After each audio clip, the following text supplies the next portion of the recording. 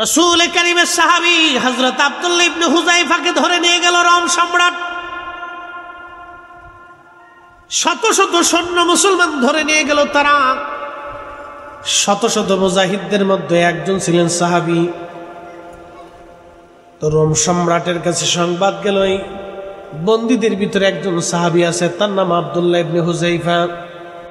শুনছি সাহাবীদের ধরন বলে ভিন্ন রকম, ইমান বলে ভিন্ন রকম, তাদের অ্যাটিটিউড ধ্যান ধারণা চিন্তা ভাবনা বলে ভিন্ন রকম।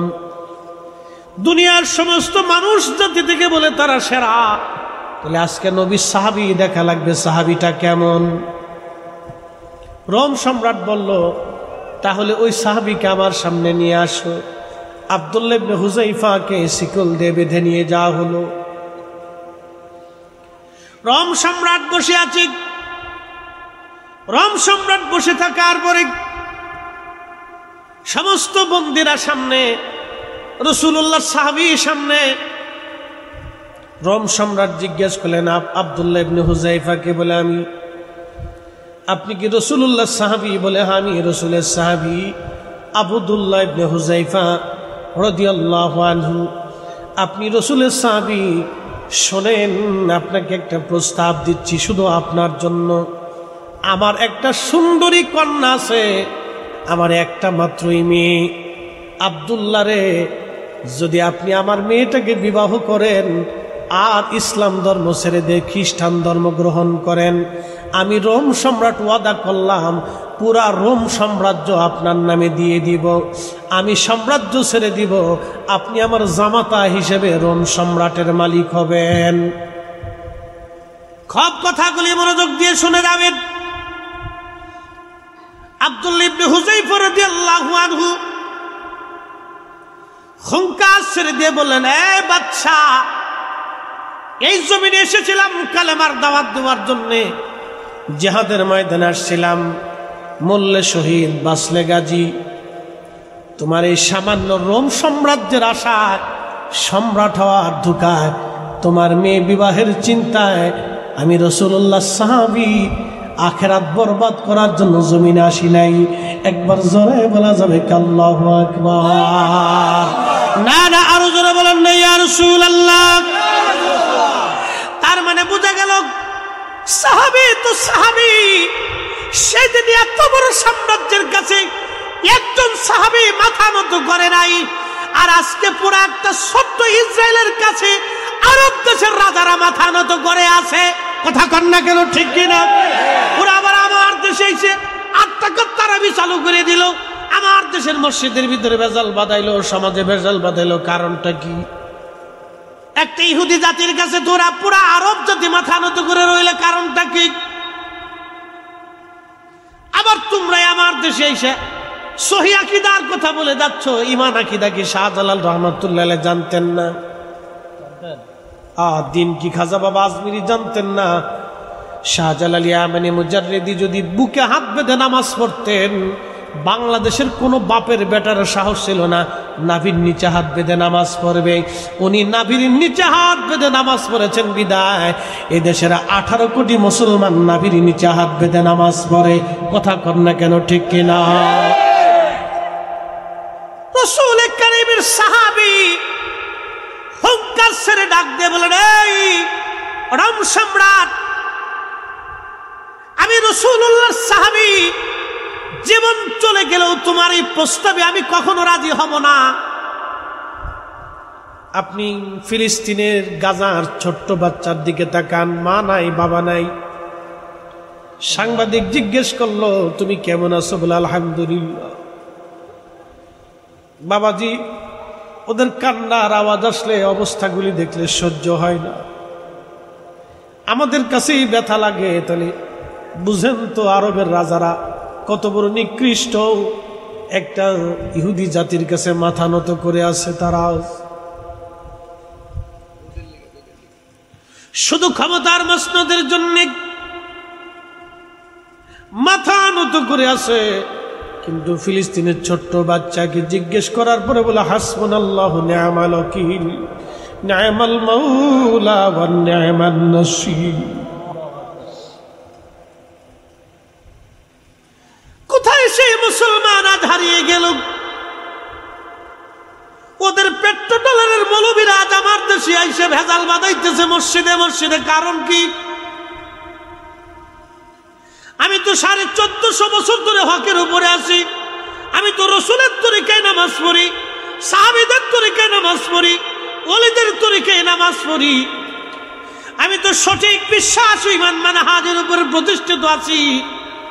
তুমি নতুন করে আমার দেশে ভেজাল বাঁধাইলা, কারণ কি?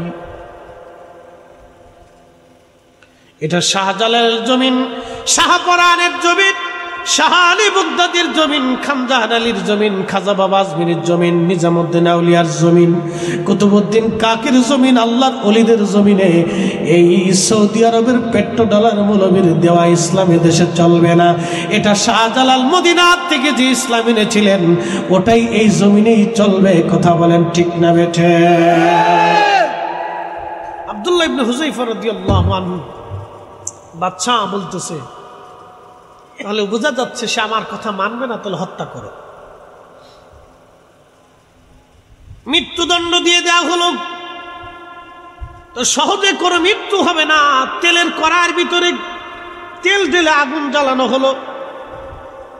বিরাট বড় কড়াই, ফুটন্ত তেলের ভিতরে কয়েকজন আব্দুল্লাহ ইবনে হুযায়ফা রাদিয়াল্লাহু আনহুর সহযোদ্ধা কয়েকজনকে তেলের কড়ার মধ্যে ছেড়ে দেওয়া হলো। ওনার সামনে কয়েকজন শহীদ হয়ে গেলেন, তেলের কড়ার ভিতরে ভাজি হয়ে গেল। বাদশা বললেন, রসুলের সাহাবীকেও তেলের কড়ার মধ্যে ছেড়ে দাও। যেহেতু আমি এত বড় প্রস্তাব তারে দিলাম, আমি রোম সম্রাটের মেয়ে, তার সাথে বিয়ে দিব, সাম্রাজ্য তারে লিখে দিব, তারপরও সে আমার কথা মানে নাই, তেলের কড়ার মধ্যে ছেড়ে দাও। এই হুকুম দিয়ে বাদশা রোম সম্রাট যখন চলে যাচ্ছিলেন, তখন চলে যাওয়ার পরে ওনাকে ধরে যখন তেলের কড়ার মধ্যে নিয়ে যাওয়া হচ্ছে, তখন আব্দুল্লাহ ইবনে হুযায়ফা রাদিয়াল্লাহু আনহু চোখের পানি ছেড়ে ছেড়ে কাঁদতেছিলেন। সৈন্যরা মনে করছে উনি বুঝি একটু ভয়টায় পেয়ে গেছেন। দৌড়ায় যায় বলতেছে, বাদশা লোকটা কেঁদে ফেলেছে, মনে হয় ভয় পাইছে। আব্দুল্লাহ ইবনে হুযায়ফার কাছে বাদশা আবার দৌড়ায় এসে বললেন, হুযায়ফা ইবনে হুযায়ফা, তুমি তো ভয় পাইছো বুঝছি, তুমি কাঁদতেছো, আমার প্রস্তাবে বুঝি রাজি হয়ে গেছ। আব্দুল্লাহ ইবনে হুযায়ফা ডাক দেখে, বাদশা তোমার প্রস্তাবে, তোমার ভয়ে আমি কান্দি না, তোমার প্রস্তাবে আমি রাজি হই নাই, তাহলে কেন তুমি কান্দো? আব্দুল্লাহ ইবনে হুযায়ফা ডাক দিয়ে বলেন, রোম সম্রাটে, আমি একটা আফসোসের জন্য কাঁদতেছি। আল্লাহ কেন আমাকে একটা জীবন আল্লাহ দিলেন?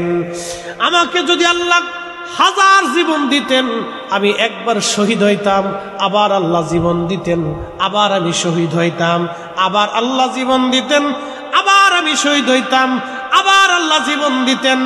1000 বার জীবন দিতেন, 1000 বার আমি শহীদ হইতাম। আমাকে কেন একটা জীবন দেয়া হয়েছে? একটা জীবন আমাকে কেন দেয়া হলো? একটা জীবন আমাকে কেন দেয়া হলো? একটা জীবন কেন দিল? এই আফসোসের জন্য আমি চোখের পানি ফেলে ফেলে কান্দি। একবার জোরে বলা যাবে কি ইয়া রাসূলুল্লাহ? চিৎকার মেরে জোরে বলেন আল্লাহু আকবার। যে জাতি ইহুদির কাছে মাথা নত করে থাকে, সে আবার আমাকে কিসের আকীদা শিখাবে? ওই আকীদার আমার দরকার নাই। শাহজালাল ইয়ামানি মুজাররদে যে আকীদা শিখাইছে ওই আকীদার দরকার। কথা কন না কেন? জোরে বলেন, জোরে বলেন।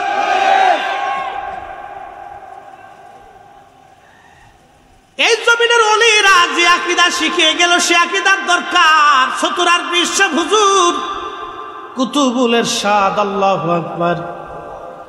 জোরে বলেন আল্লাহু আকবার। যে ইমানে কুতুবুল ইরশাদ হয়েছিলেন, যে আকীদায়, ওই আকীদায় আমাদের দরকার। বুঝে যাবেন আপনি, কবরে চলে যাবেন, হায়াত শেষ।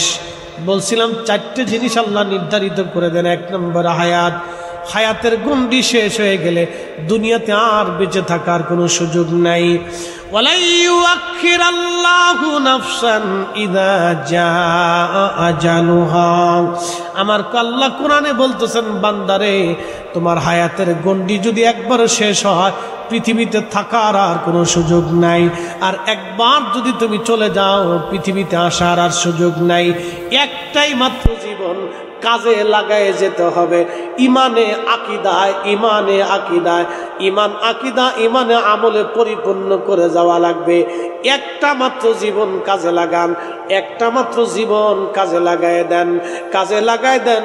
যেই পথে অলিরা সেই পথে আমরা, যে পথে অলিরা সেই পথে আমরা। কি কথা কন না কেন, ঠিক কিনা? অলিরা নবীকে ভালোবেসে নবীর কদমের গোলাম হয়ে তারা কবরে চলে গেছে। মুসলিম সমাজ,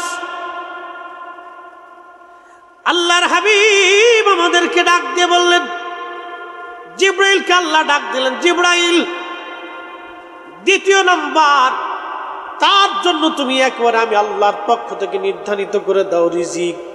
প্রথম নাম্বার হায়াত, দুই নম্বর রিজিক। সে কি পরিমাণে রিজিক তার ভাগ্যের মধ্যে হবে, কি পরিমাণে খাবে, আমি আল্লাহর পক্ষ থেকে তার জন্য নির্ধারিত করে দাও। এখন আপনাদেরকে প্রশ্ন করি, জবাব দিবেন। আল্লাহু আকবার। রিজিক আমার আপনার জন্য আল্লাহ যা বরাদ্দ করেছেন তার বেশি কি খাওয়ার সুযোগ আমাদের আছে? সুযোগ। এজন্য কোনো মানুষের হাতে রিজিকে হাত দিবেন না। কুরআন আল্লাহ রাব্বুল আলামিন বলতেছেন, ওয়া তারযুকু মান তাশাউ বিগাইরি হিসাব।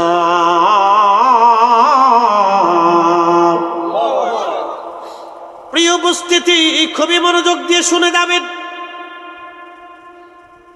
কথা। যদিও আমার কারো কাছে কষ্ট লাগতে পারে, কিচ্ছু করার নাই, কিছুই করার নাই। আমাদের হক বাতিলের লড়াই, যা আল্লাহ ওয়া জাহাকাল বাতিল ইন্নাল বাতিলা কানা জাহুকা।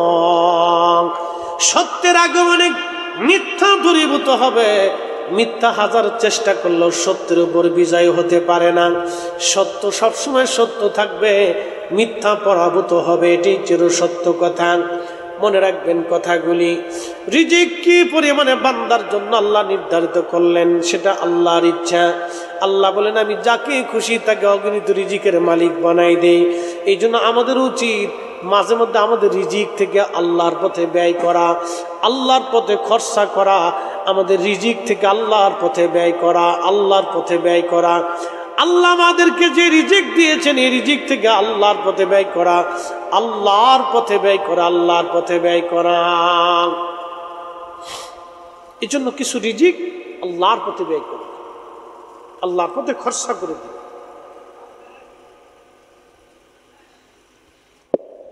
সমুদ্রের ভিতরে একটা মাছ নীলতিমি, প্রত্যেক দিন 4 টন খাবার একবেলা করে আল্লাহ খাওয়ায়।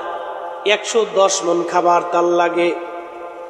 প্রত্যেক দিন 110 মন খাবার এক বেলায় নীলতিমিরা আমার আল্লাহ খাওয়ায়।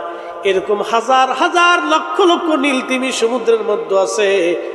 বলেন তো, গোডাউন ছাড়া, একবারে অর্থ মন্ত্রণালয় ছাড়া, জাতিসংঘের অর্থ বিভাগ ছাড়া এই তিমিরে যিনি খাওয়ান, একবার জোরে বলেন তো সেই মালিকের নাম কি? আমাদের জন্য রিজিক যিনি বরাদ্দ করলেন সেই মালিকের নাম কি? তাহলে আজকে থেকে নিয়ত করে যাব, আল্লাহ জীবনে কোনোদিন কারো রিজিকে হাত দেব না। কি কথা কন না কেন? জীবনে কারো রিজিকে হাত দেব না, কারো রিজিক নষ্ট করব না। প্রিয় উপস্থিতি, খুব মনোযোগ দিয়ে।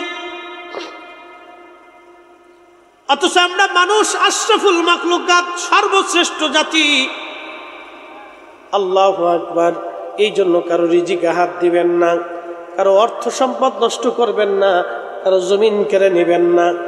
1 ইঞ্চি যদি আপনি নিয়ে যান, কিয়ামতের ময়দানে সপ্ততমক নিচ পর্যন্ত আপনার গলার মধ্যে ঝুলিয়ে দেওয়া হবে।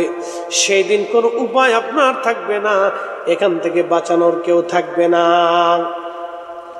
এই জন্য 2 নাম্বার, রিজিক কি পরিমাণে বান্দা রিজিক খাবে এটা আল্লাহ কর্তৃক বরাদ্দ থাকে। ফরিদি সাহেব যতই চেষ্টা করুক খেতে পারবে না যদি রব্বে কারিমের দরজায় এটা কবুল না থাকে।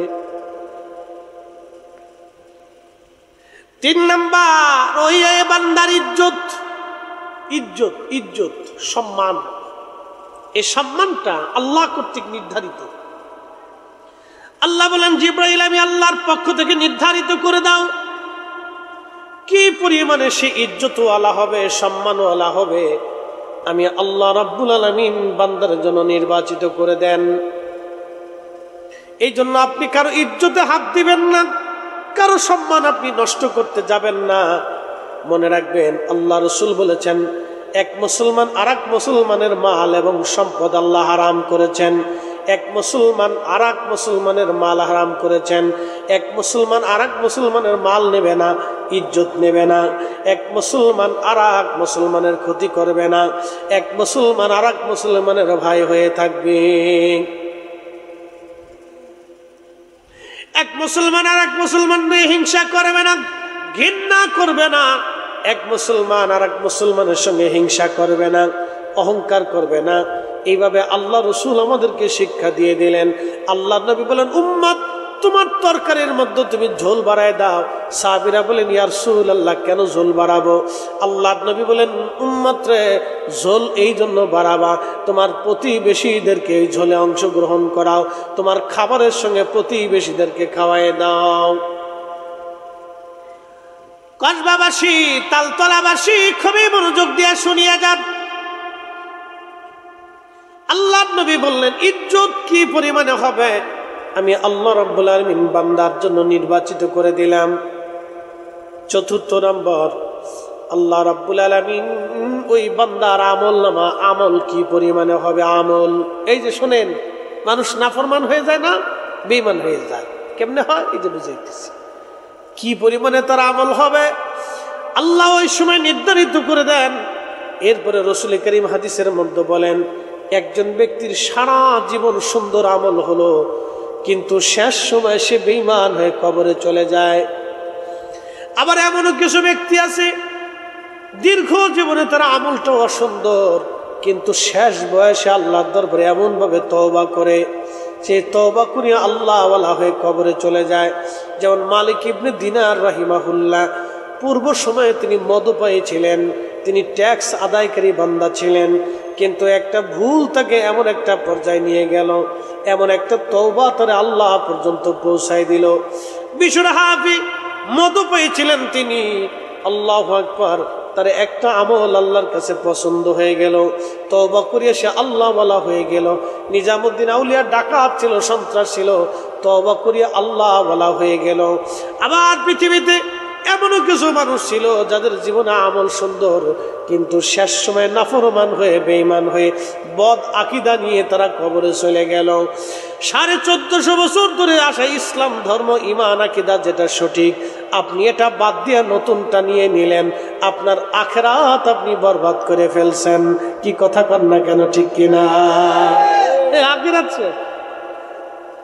আল্লাহ রাসূল বলতেছেন, আল্লাহর বান্দার আমল কি হবে এটা আল্লাহ কর্তৃক নির্বাচিত। আল্লাহ আমাদেরকে সঠিক মানহাজের উপরে কবুল রেখেছেন, এটা আমাদের জন্য বুলন্দ নসিব। কথা কন না কেন, ঠিক কিনা? আল্লাহ যেন শেষ সময় পর্যন্ত কবুল করেন। এই জন্য একটা দোয়া আছে, দোয়া কি জানেন? আরবিতে একটা দোয়া আল্লাহ কোরআনে শিখিয়েছেন, রব্বানা লা তুজিগ কুলুবানা বা'দা ইয হাদাইতানা ওয়া হাব লানা মিন লাদুনকা রাহমাতান ইন্নাকা আনতাল ওয়াহ্হাব। যে রাস্তায় শাহজালাল রহমাতুল্লাহ আলাইহি ঘুমাই গেল, খাজা বাবা আজমিরি ঘুমাইল, মুজাদ্দিদ আল ফেসানি সেরহিন্দি ঘুমাইল, সতরার হুজুর কেবলা ঘুমাইল, শাহ সুফি ফতেলি রসুলের নামা ঘুমাইল, আবু বকর সিদ্দিক ফুরবুরাবি রহমাতুল্লাহ আলাইহি ঘুমাইল, নিজামুদ্দিন আউলিয়া রহমাতুল্লাহ আলাইহি ঘুমাইল, নিজামপুরি ঘুমাইল, শাহ ওয়ালিউল্লাহ মুহাদ্দিস দেহলভি ঘুমাইল, শাহ আব্দুল আজিজ মুহাদ্দিস দেহলভি ঘুমাইল, শাহ আব্দুর রহিম মুহাদ্দিস দেহলভি ঘুমাইল, শায়েখ আব্দুল হক মুহাদ্দিস দেহলভি ঘুমাইল, কুতুবউদ্দিন কাকি ঘুমাইল, খাজা বাকি বিল্লাহ রাহমাতুল্লাহ আলাইহি ঘুমাইল, বাইজিদ বুস্তামি রাহমাতুল্লাহ আলাইহি ঘুমাইল, ইমাম আবু হানিফা ঘুমাইল, ইমাম শাফিঈ ঘুমাইল, ইমাম মালিক ঘুমাইল, ইমাম আহমদ ইবনে হাম্বল রিদওয়ানুল্লাহি তাআলা আলাইহিম আজমাইন ঘুমায় গেল। সেই আকীদায় আপনারে চালাইয়া আমাদেরকে আবার তুমি পথহারা বানাইও না, গোমরা বানাই দিও না। আল্লাহ রব্বানা লা তুজি কুলুবানা বা'দ ইয হাদাইতানা ওয়া হাব লানা মিন লাদুনকা রাহমাতান ইন্নাকা আনতাল ওয়াহ্হাব। রব্বুল আলামিন ওলিরা যেই পথে চলে গেল ওই হেদায়েতের রাস্তা দেখায় আবার গোমরা বানাই দিও না। এই জন্য মনে রাখবেন, কিছু মানুষ আছে সারা জীবন সুন্দর আমল করবে, শেষ বয়সে এসে ধ্বংস হয়ে যাবে। আবার কিছু মানুষ আছে সারা জীবন বদের মধ্যে থাকার পরে আল্লাহর পছন্দ, শেষ সময় তওবা করে সে ভালো হয়ে আল্লাহওয়ালা হয়ে কবরে চলে যাবে। আল্লাহ যেন আমাদেরকে আল্লাহওয়ালা হয়ে ঈমান নিয়ে কবরে যাওয়ার তৌফিক দেয়। আমরা সকলে আওয়াজ তুলে বলে আমিন। নিখুঁত করে আল্লাহ মায়ের রেহেমের ভিতরে তৈরি করলেন, কতই না চমৎকার, কতই না সুন্দর। দুনিয়াতে আসার পরে আমার দেশের অনেক মেয়েরা আলতা লাগায়, সরু লাগায়, পাউডার লাগায়, মেকআপ লাগায় সুন্দর হওয়ার জন্য। কিন্তু আমার আল্লাহ মায়ের রেহেমের ভিতরে ওই বাচ্চাটাকে এত সুন্দর করে বানাইছিলেন, কোনো সোনু পাউডার কিচ্ছু লাগে নাই, কোনো ওষুধ মেডিসিন কিছু লাগে নাই। আল্লাহ এই জন্য বলছেন লাকাদ খালাকনাল ইনসানা ফি আহসানি তাকওয়ীম।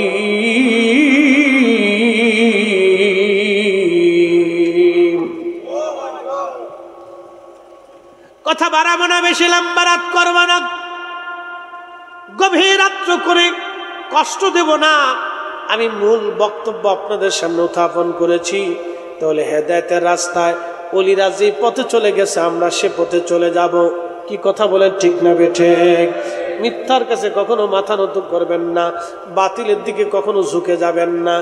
যে মিথ্যা এসেছে এটার তোর প্রয়োজন নাই। সত্য যেটা যুগ যুগ ধরে 1450 বছর ধরে চলতেছে, এটাই আমাদের বড় দরকার। যে ঈমান আকীদা বেদিন বাতিলের কাছে মাথা নত করে নাই কখনো, ওই ঈমান আকীদাই আমাদের দরকার। যেই ঈমানের জন্যে ইমাম আহমদ ইবনে হাম্বল 4 বছর পর্যন্ত পিটুনি খাইলেন, গোশত উঠে গেল, গোশতে ঘা হয়ে গেল, শরীরে পচন লেগে গেল, দুর্গন্ধ ছড়াইল, তারপরেও তিনি মিথ্যার কাছে মাথা নত করেন নাই। যেই ঈমানের জন্য হযরতে ইমামুল আযম আবু হানিফা রাহমাতুল্লাহ আলাইহি শহীদ হইলেন, তারপরেও তিনি মিথ্যার কাছে মাথা নত করেন নাই। যে ঈমান আকীদার জন্য পৃথিবী বিখ্যাত ওলি উলামা ফুজালা নুদাবা নুকাবা আরা জীবন দিয়ে দিল, কিন্তু মাথা নত করেন নাই।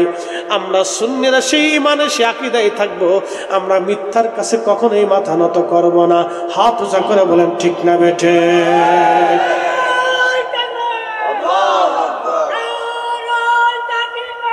আল্লাহু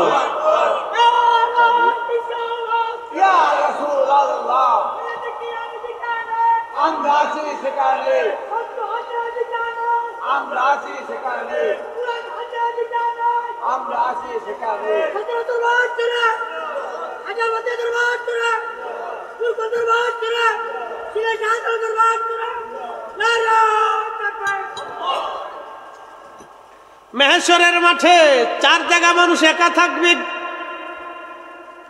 সন্তান সন্ততির কথা বলে যাবে, কেউ কারো কথা মনে রাখবে না। কবরের দেশে তো আপনি একাই। কে থাকলো না থাকলোটা আমার বিষয় না গো বাবাজি। মানুষ হলো বা না হলোটা আমার বিষয় না। মানুষের মতো মানুষ একজন হলেই হয়। মানুষ হইয়া ভবেতে আসিয়া মানুষের করিলাম কি? আমি নবী না মানিলাম, কি যে ভুল করিলাম, ঠিক কিনা? আমি নবী না মানিলাম, কি যে ভুল করিলাম, ভস্মে ঢালিলাম ঘি। মানুষ হইয়া ভবেতে আসিয়া মানুষের করিলাম কি? মানুষের করিলাম কি?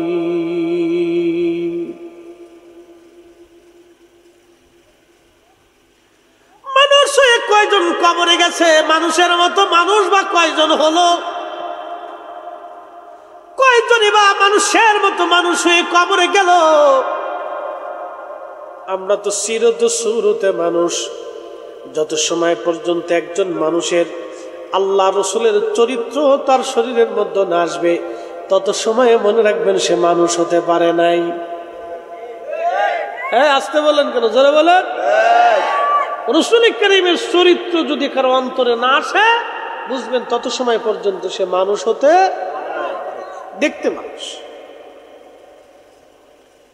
প্রিয় উপস্থিতি, খুবই মনোযোগ দিবেন। কবরে আমি একা, হাসরের ময়দানে 4 জায়গা থাকবো একা, কেউ সেই সময় আপন হবে না। নবীজি বললেন, সন্তান ভুলে যাবে, বাবা মা ভুলে যাবে, সবাই সবাইকে ভুলে যাবে, বন্ধুর কথা মনে থাকবে না। 1 নম্বর মিজানের পাল্লা। মিজানের পাল্লা নেকির পাল্লা ভারী হবে না গুনার পাল্লা ভারী হবে? যখন জনাব মাওলানা জহিরুল ইসলাম ফরিদির নেকির পাল্লা আর গুনার পাল্লা ওজন করা হবে, তখন ফরিদি সাহেব সন্তানের কথা ভুলে যাবে, বিবির কথা মনে রাখবে না, আত্মীয় স্বজনের কথা আমার আর মনে থাকবে না। আমার একটাই চিন্তা, নেকের পাল্লা হালকা হলো না গুনার পাল্লা ভারী হয়ে গেল।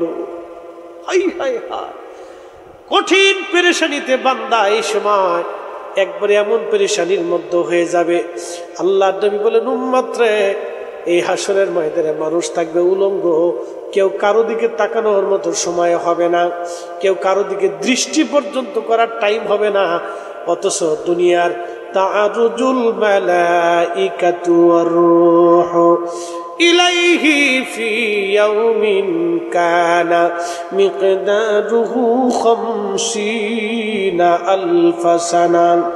দুনিয়ার 50,000 বছর এক জায়গা করলে যত বড় হয়, 50,000 বছর, 60 বছরও না।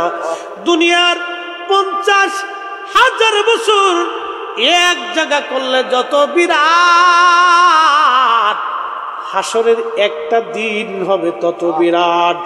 হাসরের একটা দিন তত বিরাট। এই দিনের কত হাজার বছর পার হয়ে যাবে, কেউ কারো দিকে তাকানোর মতো সময় হাতে নাই। আমাকে আপনাকে বুঝে কবরে যাওয়া লাগবে। একবারে সুযোগ, কসবাবাসী, তালতলাবাসী, একবারে সুযোগ, আর সুযোগ নাই। একবার সুযোগ, আর সুযোগ নাই। বুঝে কবরে যাওয়া লাগবে। ওই মিজানের পাল্লায় আল্লাহর বান্দা পেরেশান হয়ে ফেল ফেল করে তাকায় থাকবে, কি আমার ভাগ্যে আজ আসতেছে। ও সময় সন্তান সন্ততি, স্ত্রী পুত্র পরিজন, বাবা মা, আত্মীয় স্বজন, কারো কথা ওই সময় আর মনে থাকবে না। কঠিন এই মুহূর্ত। 2 নম্বর, আমল নামা কি ডান হাতে আসবে না বাম হাতে আসবে? আমল নামা ডান হাতে না বাম হাতে। এ সময় আল্লাহর বান্দা খুব পেরেশান হয়ে যাবে। যাদের আমল নামা ভালো, তাদের আমল নামা সামনে দিয়ে ডান হাতে দেওয়া হবে। যাদের আমল নামা খারাপ হবে, পিছন দিক দিয়ে বাম হাতে দিয়ে দেওয়া হবে। এক এক করে ডাক দেবে, আব্দুল করিম, বাবার নাম আব্দুর রহিম। আমল নামা হাতে দেওয়া হবে। কেউ কাঁদতে থাকবে সেই দিন, কেউ খুশি হতে থাকবে সেই দিন। আল্লাহু আকবার। নবী বললেন, সাহাবীরা রে, এই সময় আল্লাহর বান্দা এতই পেরেশান থাকবে যে সন্তান সন্ততি, স্ত্রী পুত্র পরিজন, বাবা মা, আত্মীয় স্বজন, কারো কথা এই সময় আর মনে রাখবে না। আর একটু পরিষ্কার করে বুঝি, জজ কোর্টে, ম্যাজিস্ট্রেট কোর্টে একজনের মামলার রায় হলো তার মৃত্যুদণ্ড। জজ কোর্টে মামলার রায় হলো মৃত্যুদণ্ড, হাইকোর্টে মামলার রায় হলো মৃত্যুদণ্ড, সুপ্রিম কোর্টে তাকে নিয়ে যাওয়া হলো। প্রত্যেকটা বেঞ্চে সুপ্রিম কোর্টে তার মৃত্যুদণ্ড দিয়ে দেওয়া হলো। এরপরে প্রধান বিচারপতি, যিনি প্রধান বিচারপতির সময় বিচারপতি মহোদয় যিনি আছেন, তিনি এবার রায় দিবেন। একবারে চূড়ান্ত রায়। এই রায়ের পরে আর বাংলাদেশে কোনো রায় নাই। সুপ্রিম কোর্টের প্রধান বিচারপতির রায়ের পরে আর কোনো রায় নাই। এই সময় রায়ের সময় যখন আল্লাহর বান্দা কোর্টে দাঁড়ায় গেল, তখন বিচারপতি কি রায় দেয়, তখন আসামি যে থাকে তার অবস্থাটা সেই সময় কেমন হয় বলেন তো? সন্তান সন্ততি, পিতা মাতা, আত্মীয় স্বজন, যার যা কিছু আছে, ওই সময় সব সে ভুলে যাবে, কিছুই মনে রাখে না। কথা কর না কে? এই সময় কিচ্ছু তার মনে থাকবে না। তার একটা চিন্তা, 2 মিনিট পরে আমার রায় দিবে, মৃত্যুদণ্ড কি বহাল থাকবে না আমাকে খালাস দিবে। এই চিন্তায় তার শরীর ঘামতে থাকে, পেরেশান হয়ে যায়। সে কি হয়ে যাবে আমার এখন? বুঝতে পারছেন তো? ডান হাতে আমল নামা না বাম হাতে আমল নামা, এই সময় বান্দা পেরেশান হয়ে যায়। অতএব দুনিয়ার থেকে ওয়ান টাইম, একবারে সুযোগ, যেই ইমানে, যেই আকীদায় শাহজালাল, শাহপরান, শাহ মাকদুম, শাহ আলী বুগদাদি, খান জাহান আলী, 4 ইমাম, 4 তরিকা, ওলি, গাউস, কুতুব, আখের, আফদল, উলামা, খুদালা, নুজাবা, লুকাবা, আল্লাহর কুতুব, আল্লাহর মুজাদ্দিদরা যে ইমানে, যে আকীদায় ঘুমিয়েছে, সেই ইমান, আকীদার নাম আহলে সুন্নাত ওয়াল জামাত। এই জামাত জীবন চলে গেলেও সারা যাবে না। কথা বললে কেন? ঠিক কিনা? জীবন চলে গেল সারা যাবে। কোরআন থেকে বলছিলাম, আল্লাহ বললেন, কাইফা তাকফুরুনা বিল্লাহি ওয়া কুনতুম আমওয়াতা।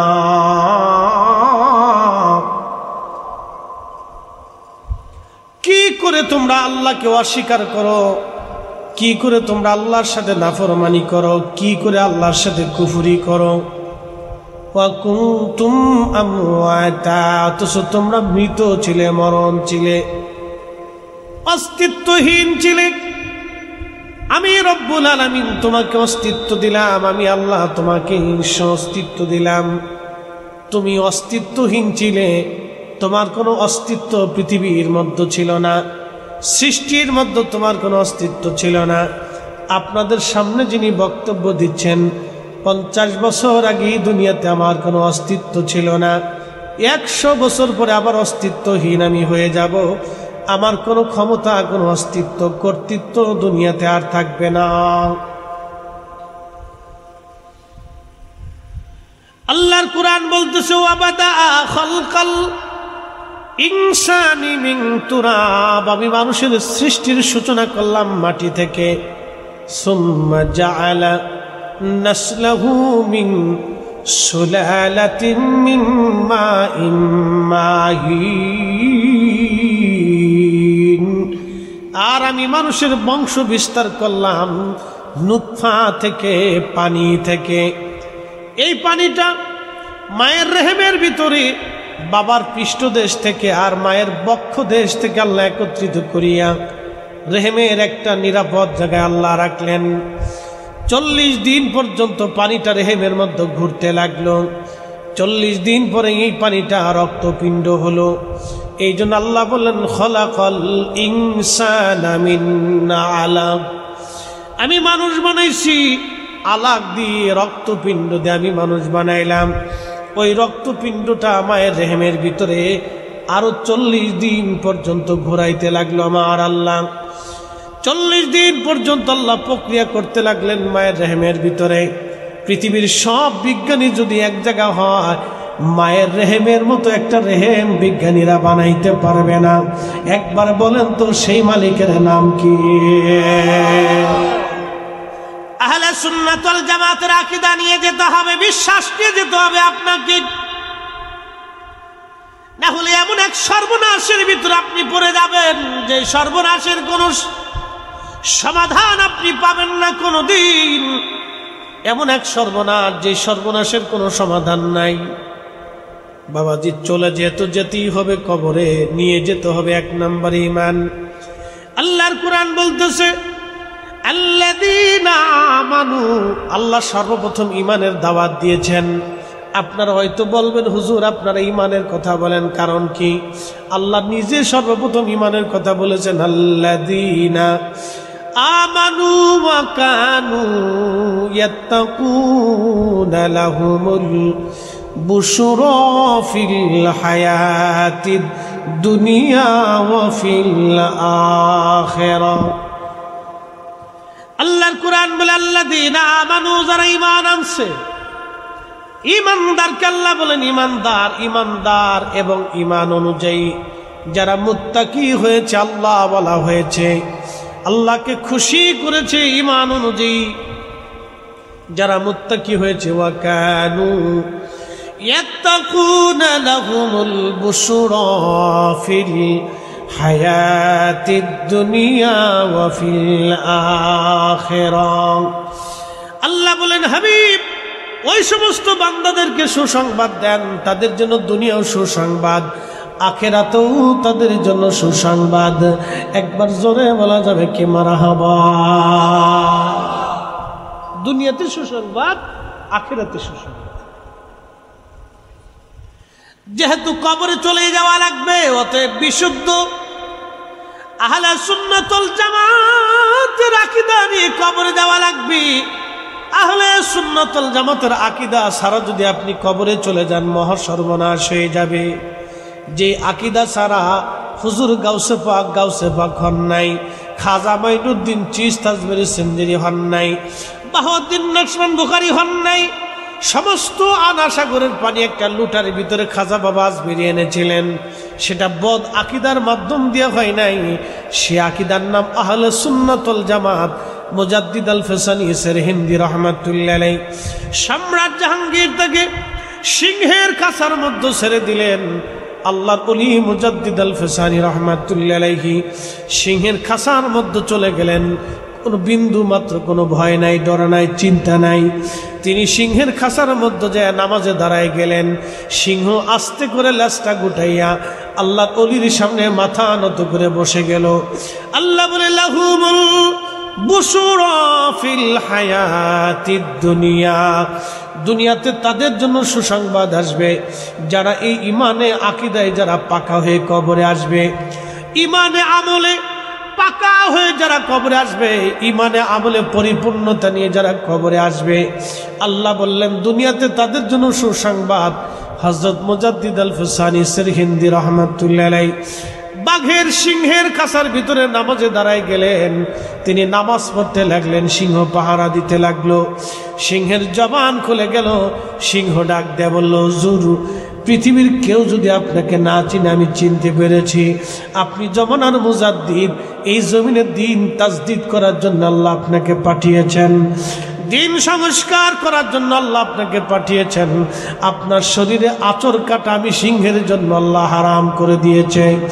নিশ্চিন্তে আপনি নামাজ পড়তে পারেন, আমি আপনাকে বসে বসে পাহারা দিতে থাকব। আপনার গায়ে আঁচড় আমি কাটবো না, আপনাকে আক্রমণ করব না। একবার জোরে বলা যাবে কি আল্লাহু আকবার। এরা আমাদের আকাবির। প্রিয় তালতলাবাসী, বেশি লম্বা করে কষ্ট দেব না, কথাগুলি বুঝে যাওয়ার চেষ্টা করবেন। আল্লাহ রাব্বুল আলামিন আমাকে আপনাকে দুনিয়াতে বানাইলেন। ওই যে তারপরে 40 দিন পর্যন্ত রক্তপিণ্ডটা, রক্তের খণ্ডটা মায়ের রেহেমের ভিতরে আরো 40 দিন আল্লাহ পাক ওই 40 দিন অবস্থান করাইলেন। 40 দিন পরে ওই রক্তের খণ্ডটাকে আল্লাহ গোশতে পরিণত করলেন। আরো 40 দিন পর্যন্ত মায়ের রেহেমের ভিতরে গোশতের খণ্ডটা আমাদের বডি। লাকাদ খালাকনাল ইনসানা ফি আহসানি তাকবীর। আল্লাহু আকবার। কসবাবাসী বাকি 40 দিন গোশতের টুকরাখানা বডি আকারে তৈরি করতে লাগলেন মায়ের রেহেমের ভিতরে। 3 40 তে 12 4 মাস পরে আল্লাহ পাক রব্বুল আলামিন মায়ের দেহের ভিতরে আমার রূহটা আল্লাহ ফুঁকাই দিলেন। এই যে দেখেন, মানুষের অস্তিত্ব শুরু, ফরিদি সাহেবের অস্তিত্ব শুরু। 4 মাস পরে আমার মায়ের রেহেমের ভিতরে, আমার বডির ভিতরে আল্লাহ পাক রুহু নামক ইঞ্জিনটা দিয়ে দিলেন। জিব্রাইল আলাইহিস সালাম রুহু এনে যখন দেহের ভিতরে রুহু ফুঁকায় দিলেন, আল্লাহ ডাক দিলেন, জিব্রাইল, বান্দার জন্য 4টে জিনিস আমার পক্ষ থেকে নির্ধারিত করে দাও। 4টে জিনিসকে আমার বান্দার জন্য তুমি নির্ধারিত করে দাও। 1 নম্বর হায়াত, সে কতদিন দুনিয়াতে বাঁচবে আমি আল্লাহর পক্ষ থেকে সেটা নির্ধারিত করে দাও। 1 নম্বর হায়াত, দুনিয়াতে কতদিন সে বাঁচবে আমি আল্লাহর পক্ষ থেকে নির্ধারিত করে দাও।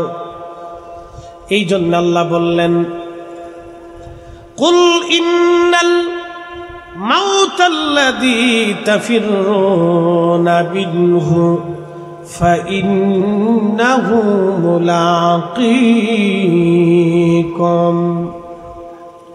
হুজুর বান্দাকে বলেন, মৃত্যু থেকে তারা পালায়, মরণ থেকে তারা পালায়। আমরা সবাই মরণ থেকে পালাই।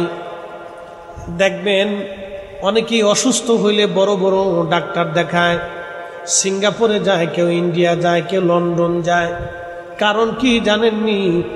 মরণ থেকে সবাই বাঁচতে চায়। আমরা অসুস্থ হলে ডাক্তার দেখাই, ওষুধ খাই, মরণ থেকে বাঁচার চেষ্টা করি।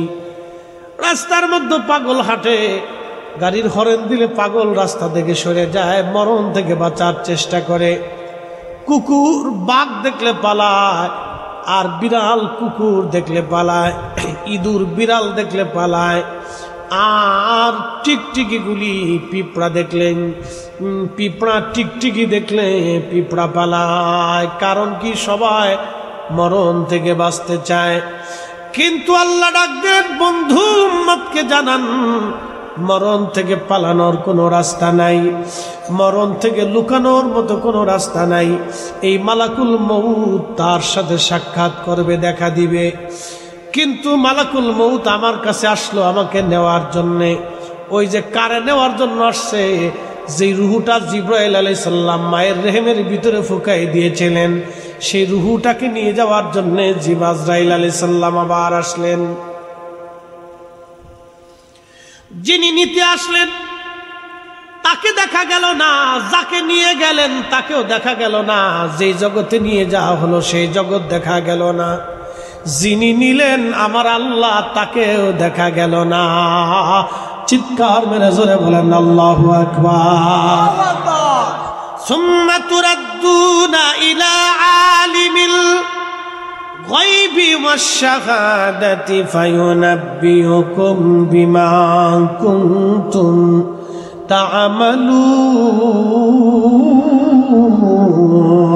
তা'মালুন। একদিন মাটির ভিতরে হবে ঘরে, মন আমার কেন বান্ধ দালান ঘর, মন আমার কেন বান্ধ দালান ঘর। কসবার তালতলাবাসী খুবই মনোযোগ দিয়ে শুনে যান। মালিক বলতেছে, তোমরা আমি মালিকের কাছে ফিরে চলে আসবা। সুম্মা তুরাদ্দুনা ইলা আলিমিল গায়বি ওয়াশ শাহাদাতি ফায়ুনাব্বিউকুম। ও আমার বান্দা, তুমি আমি আল্লাহর কাছে আসবে। আমি প্রকাশ্যটাও জানি, অপ্রকাশ্যটাও আমি তোমার জানি। আমি আল্লাহর কাছে তুমি আসবে, সেই দিন আমি আল্লাহ তোমার আমলনামা দেখাই দিব। আব্দুল করিম, তুমি কি পরিমাণে সুদ খাইলা, ঘুষ খাইলা, অন্যায় করলো, অপরাধ করলা, নামাজ সাল্লা, রোজা সাল্লা, তুমি কি পরিমাণে ন্যায় করেছ, অন্যায় করেছ, হকালাল করেছ, খোদার আইন মানছো কিনা, নবীর তরিকা মানছো কিনা। আমি মালিক সেই দিন ফায়ুনাব্বিউকুম বিমা কুনতুম তা'মালুন, তোমার জীবনের আমল কি আমি আল্লাহ সব তোমারে দেখাই দিব। আমি আল্লাহ থেকে ফাঁকি দেওয়ার কোনো সুযোগ নাই। জীবন যেমন সত্য, আখিরাত তেমন সত্য, হায়াত যেমন সত্য, কবর তেমন সত্য, মৃত্যু যেমন সত্য, আল্লাহ তেমন সত্য, মরণ যেমন সত্য, আখিরাতের বিচার ফায়সালা তেমন সত্য।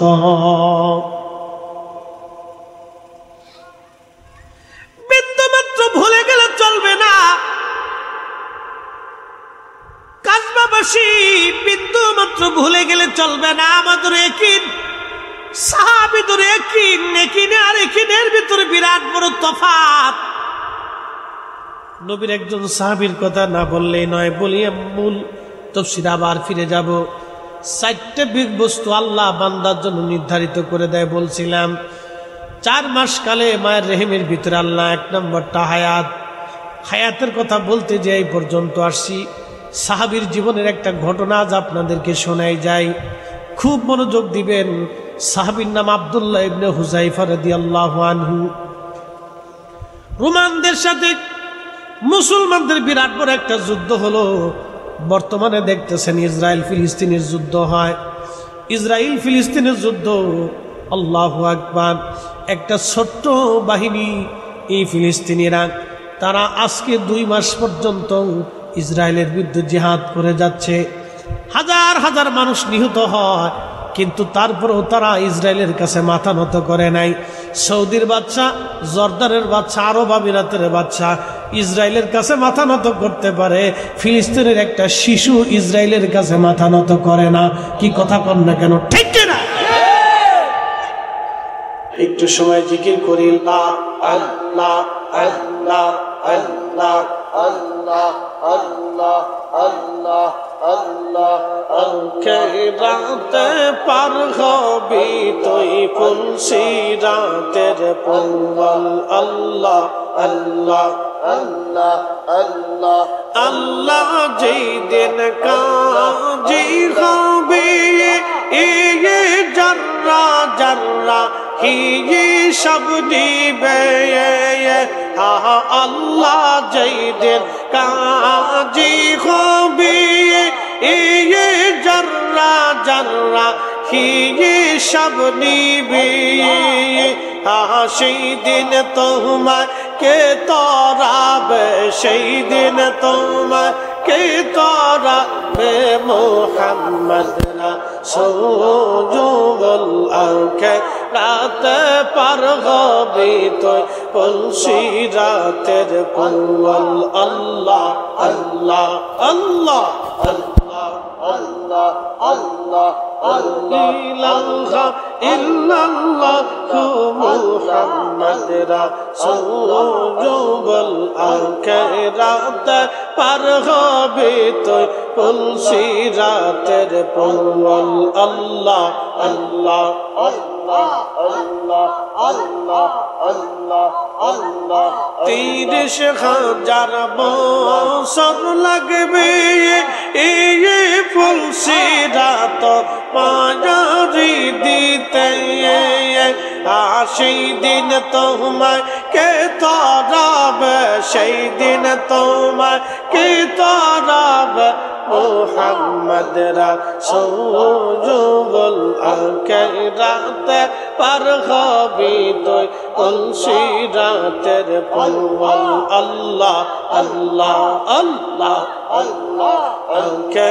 রাতে পার হবি তুই ফুলসিরাতের পঙ্গল।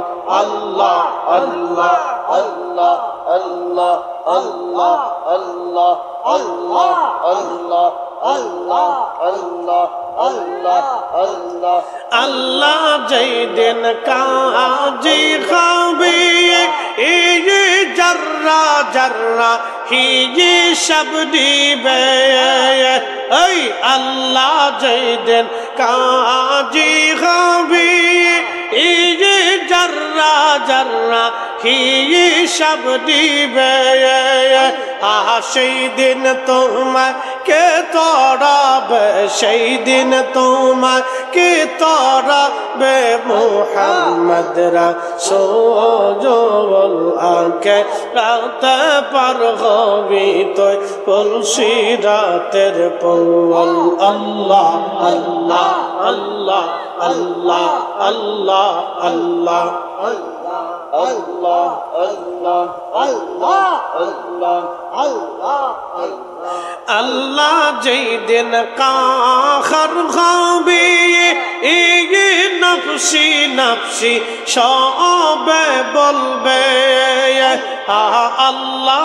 যেই দিন কাহার হবি নফসি নফসি সবে বলবে, সেই দিন তোমাকে তরাবে, সেই দিন তোমাকে তরাবে